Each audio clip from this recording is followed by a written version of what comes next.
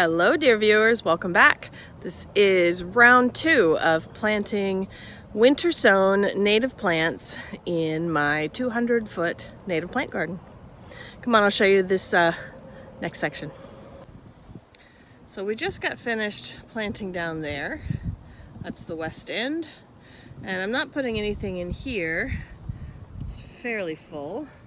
I have a couple of plants to put right around the base of this pole to help hold that soil. And I am starting to work on filling in this little section here. I do have some roses in here. Rosa Blanda and Rosa Carolina somewhere. We'll do all of these in this video. And then third video, we'll do a little bit more down that way. Let's dig in.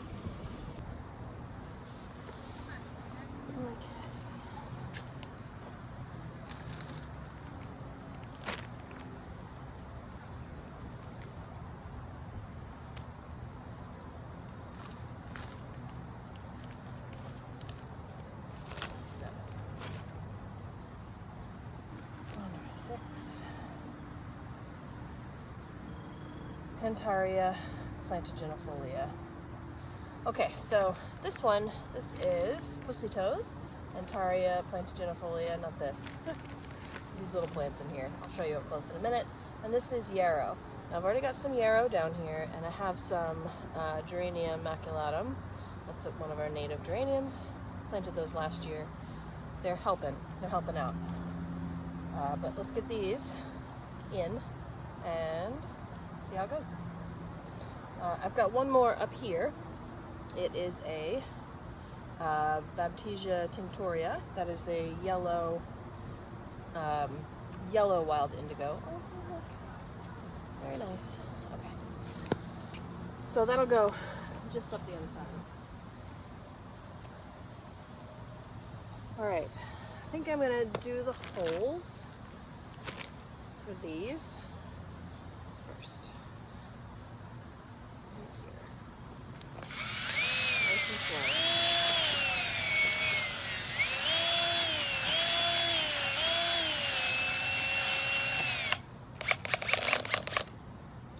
That's for the yarrow.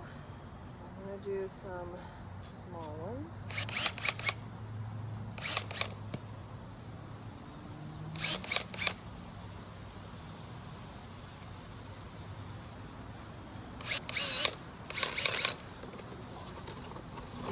These plants don't need fertilizer, so to speak, but they have been in their containers without much love for a little while. So yarrow, Achillea milfolium,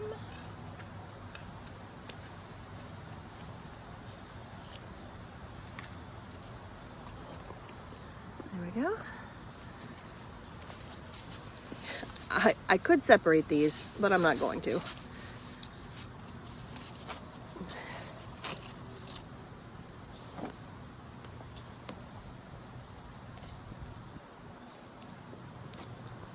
I'm gonna bust up the root memory here.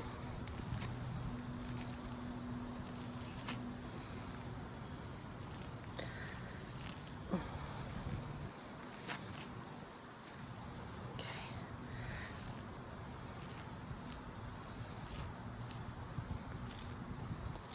Achillea milfolium, or yarrow. A perennial, likes full and part sun, medium wet to dry soil. Grows 12 to 18 inches, blooms white, June, July, August, and September. Among the most familiar blooms in the summer countryside are the long-lasting, flat-topped white blossoms of the Achillea milfolium, common yarrow. Many butterflies are attracted to the yarrow nectar, while numerous species of moths and beetles use the plant as a larval host.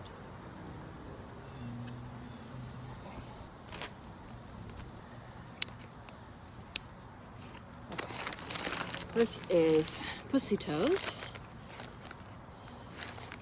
plantigenifolia. Not this, that's something else. These cute little fuzzy things.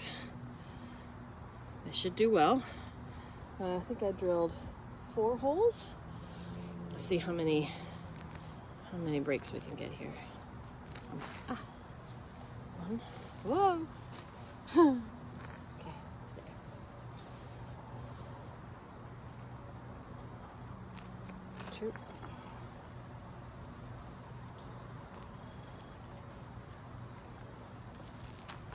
Three and four.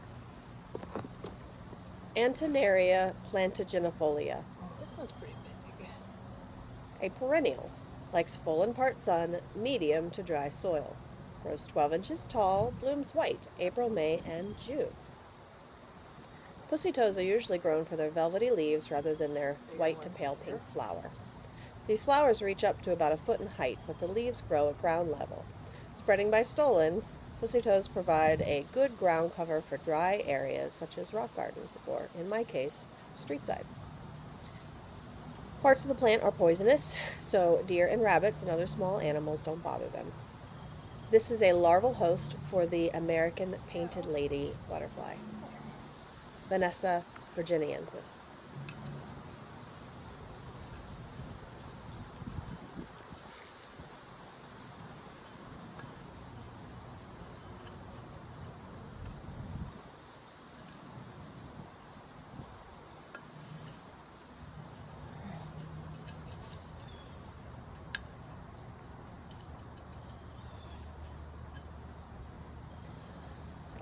So there's your look from the front, yarrow here, and pussy toes down here. And you can see the yarrow and the geranium that I've already planted there. Okay, that baptisia is going right up there.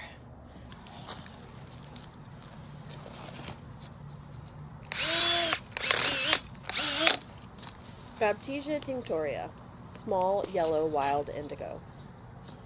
A perennial, likes full and part sun, medium wet to dry soil, grows 2 feet tall, blooms yellow June, July, and August. When most baptisias are done blooming, the small yellow wild indigo is in full flower, making it a great shrub-like perennial for a landscape setting. Not much to see here. The baptisia has more or less died. Most of what you see there are weeds. So, let's get that in. And we'll just see what happens next year. Look, it's like nothing even happened. Baptisia tinctoria is one of the host plants of the wild indigo dusky wing skipper and the clouded sulfur butterfly.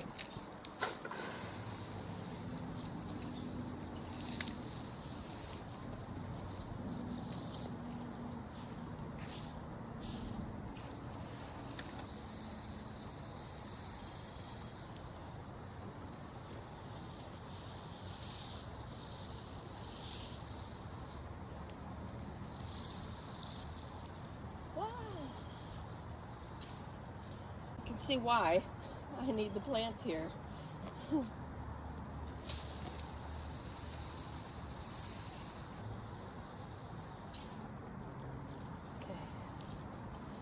Goodness.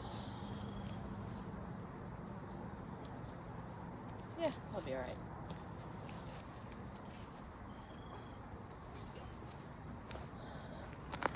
Solidago gigantea, or late goldenrod.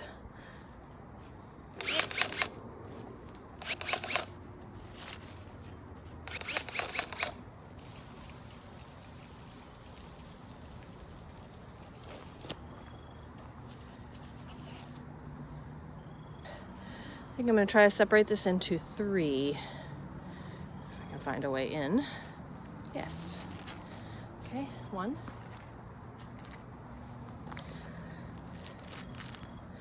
2 and 3. Solidago gigantea, or late goldenrod. A perennial, likes full, part, and shade, wet to medium soil, grows 6 feet tall, blooms yellow in August and September. Goldenrods are a diverse group of species, and some of them can be easily mistaken for each other. Late goldenrod is common to seasonally moist or wet open ground. Occasionally it is found on drier ground or in part shade. The stems of late goldenrod are smooth, waxy, and hairless below the inflorescence, making them dissimilar from Solidago altissima and Solidago canadensis, which have hairs. Goldenrods are an incredibly important pollen species for bees late in the season.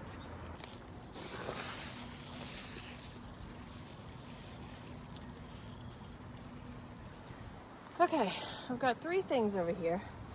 This is Anaphalis margaritaceae. That's pearly everlasting, no, sweet everlasting. I have Echinacea purpurea, that is purple coneflower. And I have Solidago odora, which I've got more of over here already.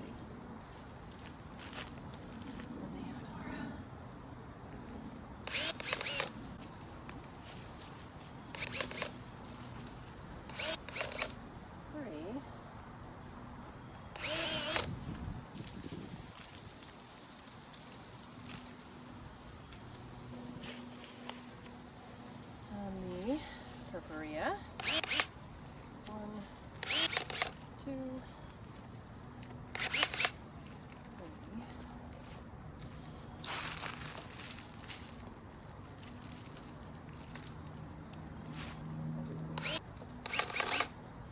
Can't forget the margaritaceae.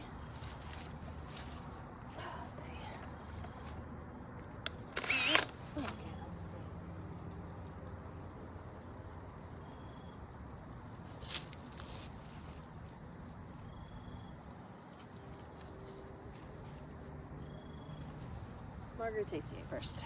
Anaphalis margaritaceae, a perennial, likes full and part sun, medium to dry soil. Grows 2 feet tall, blooms white, June, July, August, and September. Its overall appearance is a pearly mound, a nice shape and color for a garden's edge. Its blooms can be dried for durable bouquets or flower arrangements as they keep their color and shape very well. In the spring, the plant is the larval host for the butterfly American lady, or Vanessa virginiensis. Pearly everlasting is drought tolerant and it prefers full sun and dry, even rocky or poor conditions.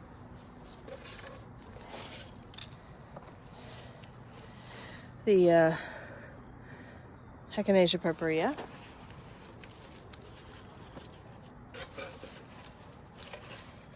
Come on.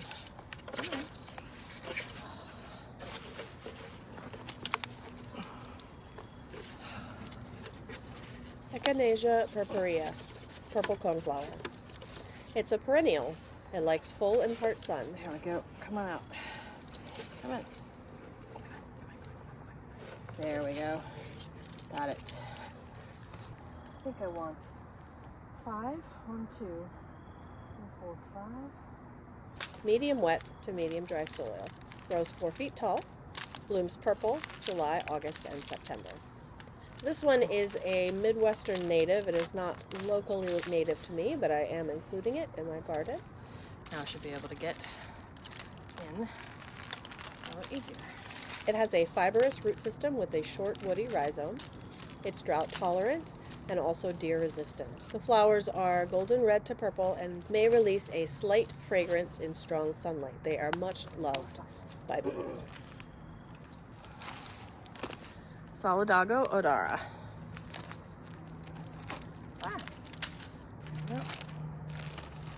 Solidago odora, or sweet goldenrod.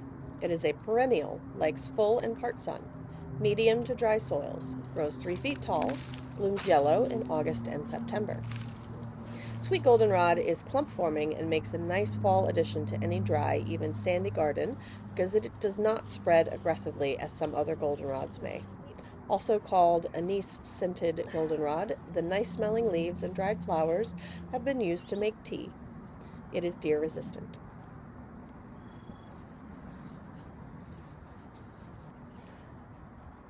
The bigger hole.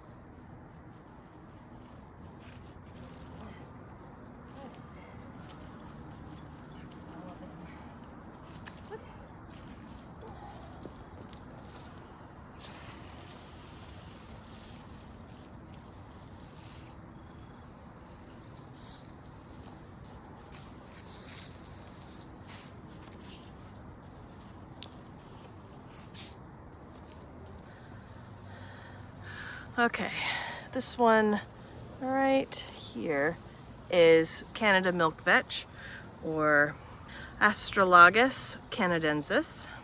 And that is also what this is, Astrologus canadensis, Canada milkvetch.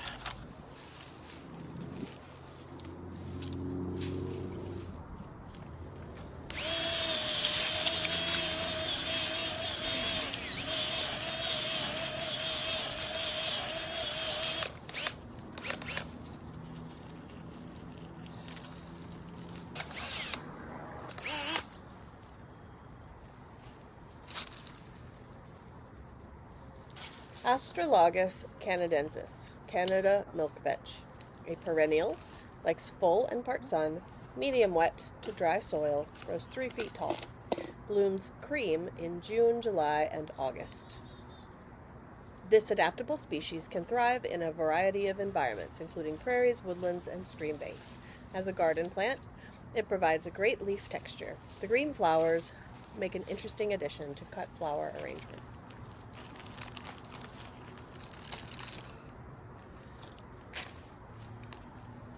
Canada milkvetch is a common nectar source for bumblebees and honeybees, and food for animals including deer, wild turkey, groundhogs, rabbits, and livestock. It attracts hummingbirds, songbirds, and butterflies, including the western-tailed blue butterfly larva, and it is a host plant for the clouded sulfur butterfly. That's a mess, but it'll be fine.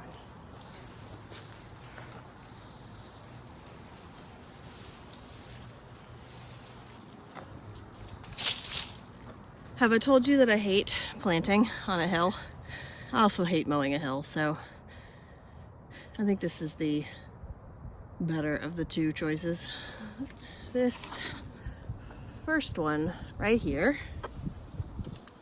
Agastache scrophularifolia, or great giant hyssop. Is that this one right here? That is New England aster. The one down the hill, right there, Verbena hastata. And let's see if you can see it. Yes, that one right there is Hypericum aceron, or great St. John's wort.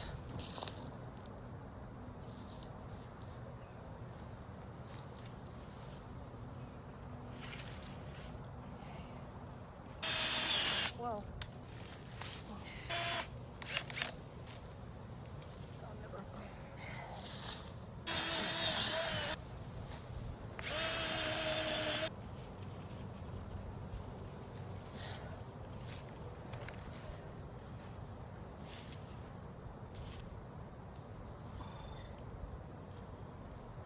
Agastache scrophularifolia, purple giant hyssop, a perennial, likes full and part sun, medium wet to medium dry soil, grows 6 feet tall, blooms purple, July, August, September, and October. Purple giant hyssop sets soft plumes of the palest purple flowers that top out at 6 feet tall, soaring above most other plants in the garden. The long bloom time combined with a high nectar content makes this plant highly attractive to bees and butterflies, including the federally endangered rusty-patched bumblebee. Birds feed on the seeds that follow.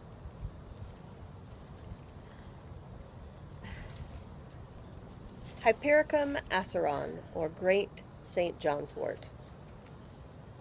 A perennial, likes full sun and part sun, medium wet to medium soil, grows 6 feet tall, blooms yellow, July and August.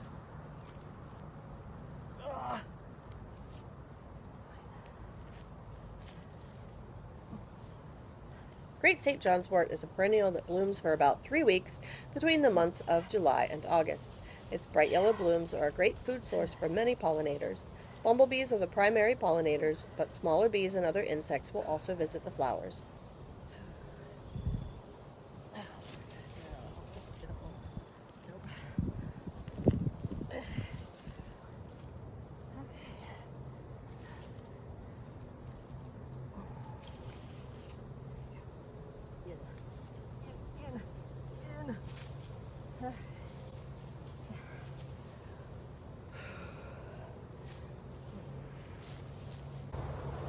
100%. I hate gardening on a hill.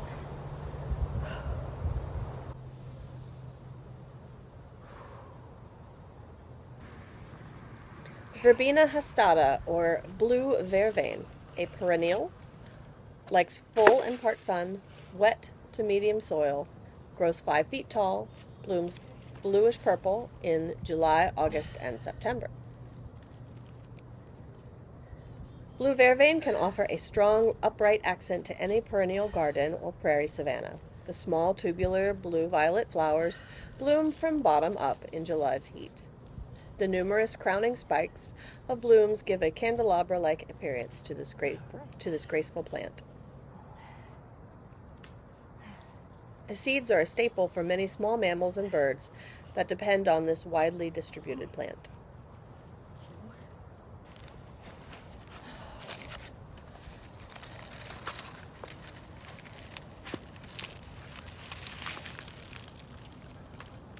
Symphotrichum nova Anglais, or New England aster, a perennial, likes full and part sun, wet to medium dry soil, grows 5 feet tall, blooms purple, August, July, and October.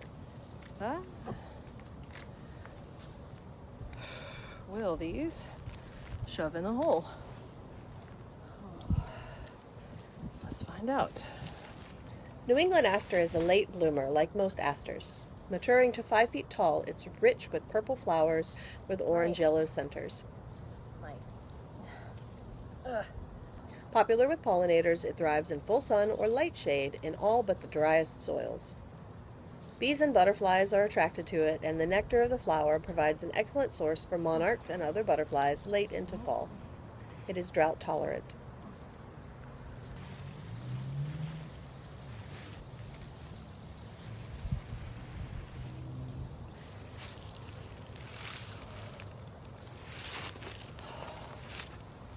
Okay, I've had some lunch, picked up the kids from school, and I've got 4 containers left, which is admittedly more holes than 4, but just a little bit left to do in this grouping. Look at this pretty tree.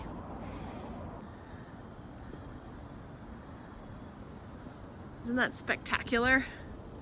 Oh, love this dogwood. Okay, holes. All right, this one is Camerinian angustifolium, or fireweed. Let's see about making a hole in here for it.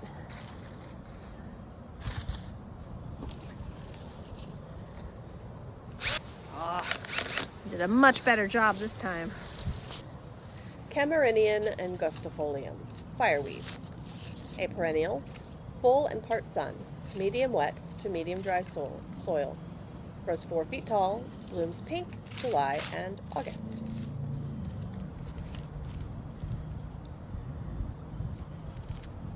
Fireweed has stunning magenta blooms that make it unique.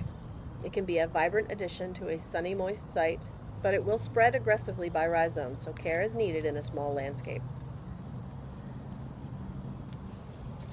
It is a widely used species both as a nectar source for pollinators as well as a food source for Lepidoptera. Once established, the species requires little care.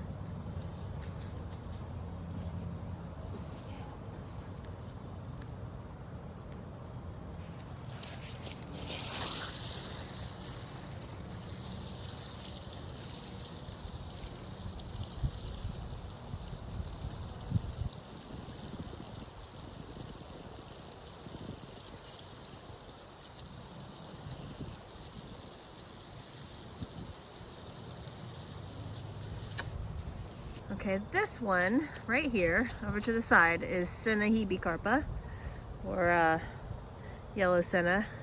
And I'm actually going to put it down here. Senna hebecarpa, wild senna. A perennial, likes full and part sun, medium wet to medium soils. Grows 5 feet tall. Blooms yellow, July and August. Wild senna is a versatile plant that we think deserves more recognition as a great choice for garden or restoration projects. Its lovely bright yellow flowers bloom August and July, attracting many bees and butterflies.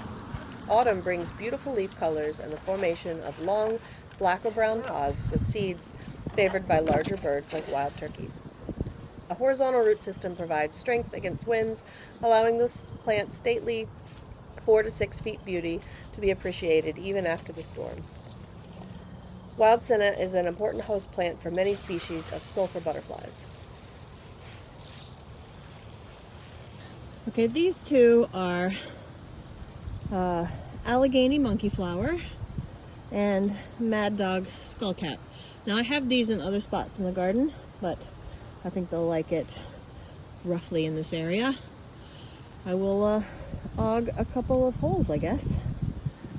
Well, let's see how many plugs I can get out of this.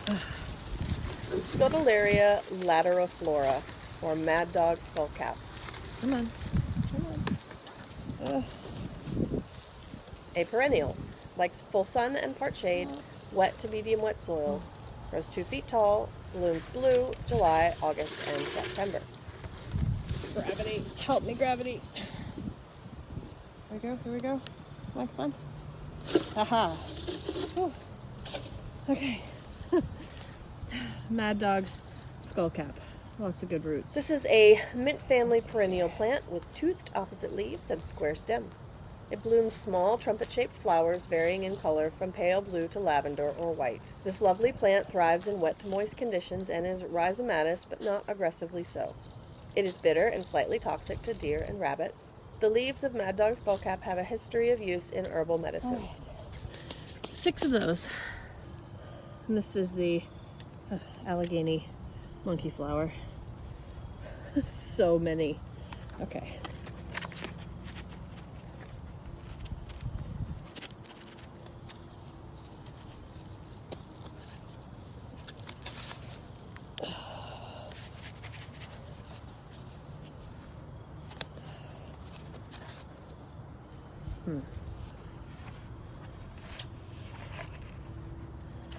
Mimulus ringens, or Allegheny monkey flower. A perennial, likes full and part sun, wet to medium wet soils, grows 2 feet tall, blooms purple, June, July, August, and September. Typical of wetlands, this plant needs consistently moist soils and will slowly spread into a bushy plant, attractive in a landscape setting. The purplish-blue small flowers can sometimes verge on pink and white and will bloom for 1 month or more in midsummer. Got it. Okay. Oh, that is ready to come apart. Let's see. 2, 3, 4, 5. We'll leave that one. 6.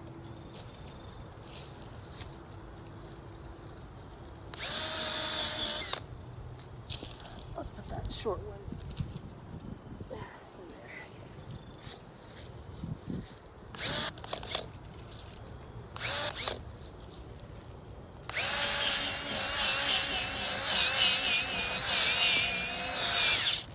Oh. Battery died. All right, 1, 2, 3, 4.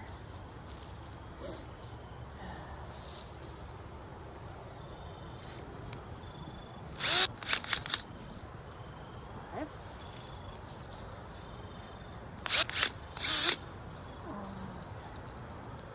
6.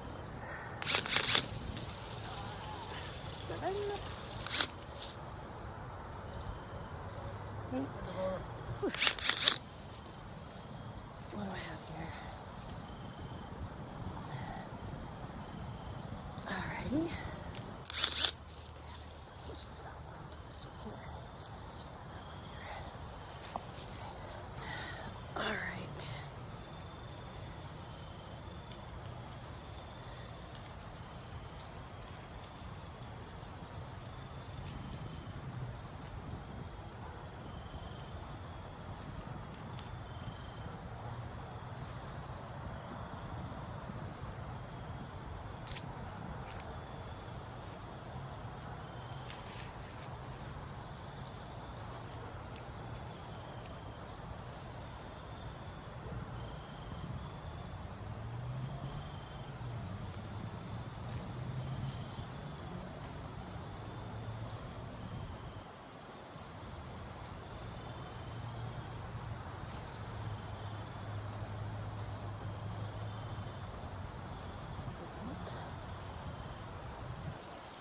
basically planted itself though.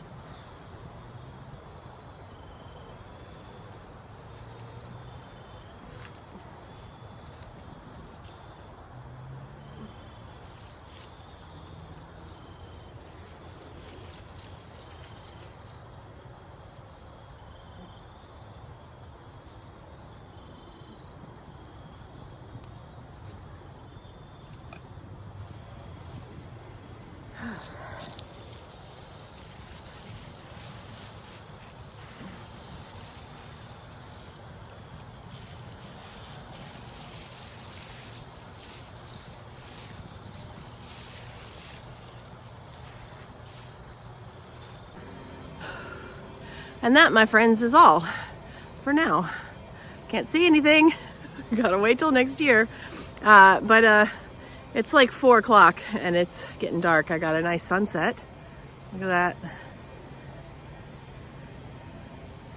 Isn't that pretty? Yeah, it's 4 o'clock. So I will say goodbye for now, and I'll see you for the third half of the 200-foot street front native plant garden. Whew, say that 5 times fast.